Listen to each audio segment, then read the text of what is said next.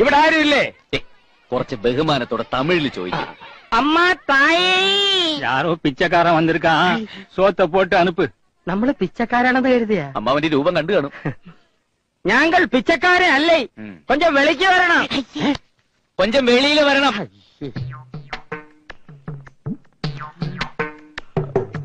நீங்க முனியாண்டி தானே? ஆமா, நீங்க யாரு?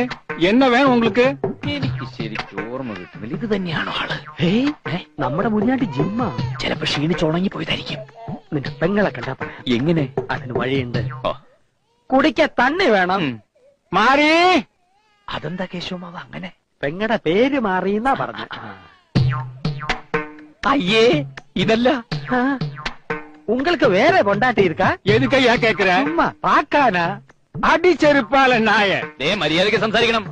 மானம் கட்டவன, உனக்கு என்னடா மரியாதை வேண்டி இருக்கு? தந்த சம்சாரம் சரியல்ல. என் சம்சாரம் சரியில்லைன்னு சொல்றதுக்கு நீ யாரா? ഇവിടെ ഭാര്യയ്ക്ക് സംസാരം എന്നാണ് പറയുന്നത്. എനിക്ക് ഇപ്പോഴാണ് മനസ്സിലായത്. എനിക്ക് അടി കിട്ടിയ പാടെ മനസ്സിലായി.